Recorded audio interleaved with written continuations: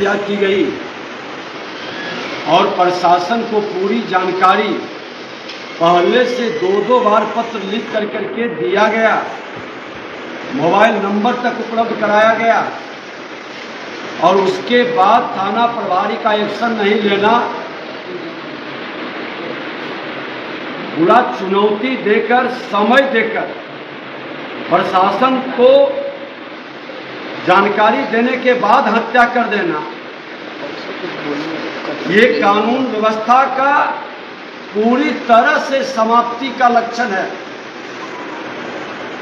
यहाँ का प्रशासन बालू और दारू में संलिप्त है।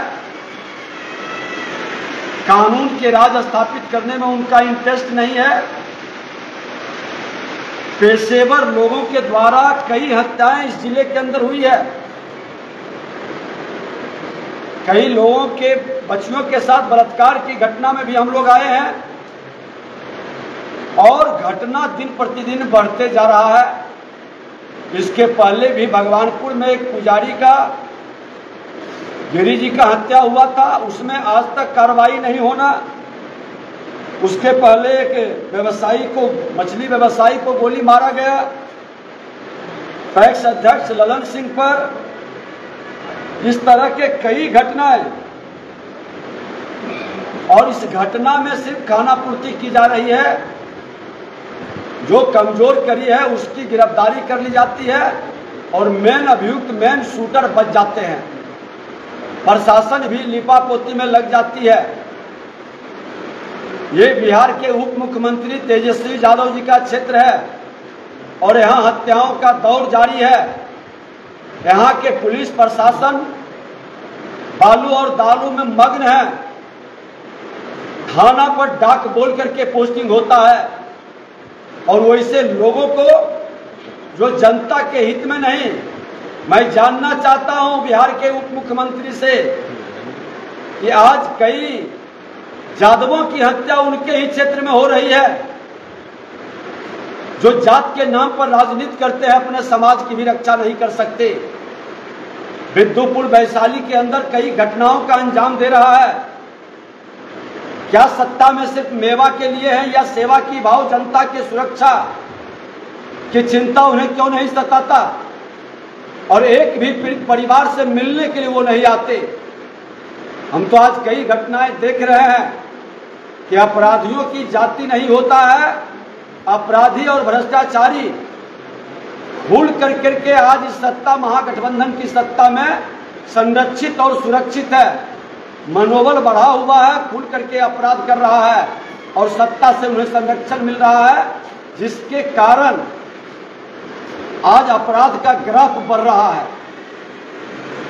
और वैशाली के अंदर तो कई लोगों की शिकायत है कि रंगदारी का भी खुल करके उगाही की भी प्रक्रिया शुरू हो चुकी है। लोग दहशत में हैं। ये वातावरण पर बिहार सरकार के उप मुख्यमंत्री और बिहार सरकार के मुख्यमंत्री कानून के राज स्थापित करने में फेल है। ऐसे लोगों को सत्ता में रहने का कोई औचित्य नहीं है। बीजेपी नीतीश कुमार को लेकर सॉफ्ट हो गई। नीतीश कुमार लाचार, बेबस, सत्ता के लिए समझौता कर चुके हैं और भारतीय जनता पार्टी सत्ता के लिए नहीं, सुशासन की लड़ाई लड़ती है।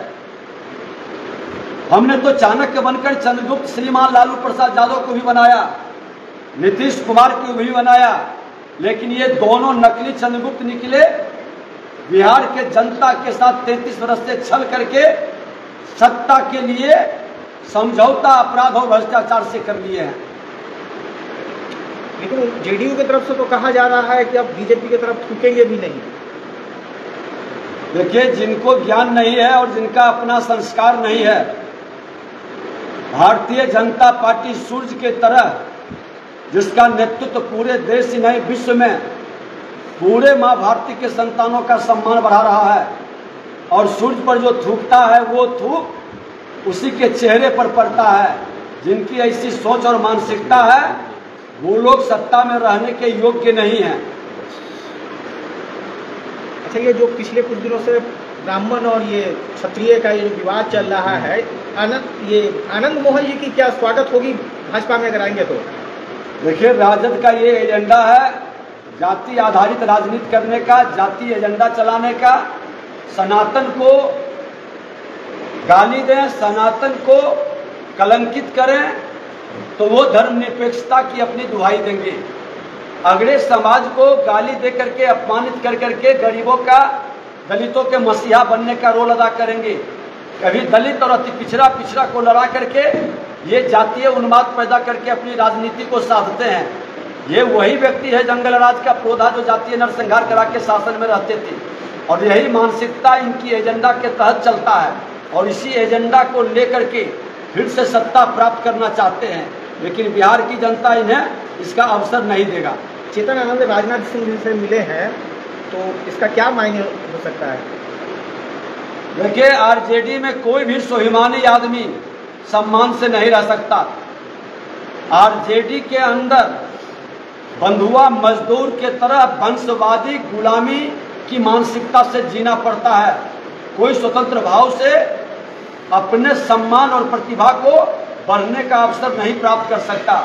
लेकिन भारतीय जनता पार्टी में हर समाज के हर तबके का सम्मान होता है, सबका साथ सबका विकास होता है। आनंद मोहन जी का भी सम्मान होगा, स्वागत हो सकता है। मैं कह रहा हूं कि भारतीय जनता पार्टी जो देश के प्रधानमंत्री नरेंद्र मोदी जी का महामंत्र को ग्रहण करेगा, राष्ट्रवाद के पथ पर चलने का, सबका साथ सबका विकास की भाव को लेकर चलेगा, उसी को स्वीकार करेगा।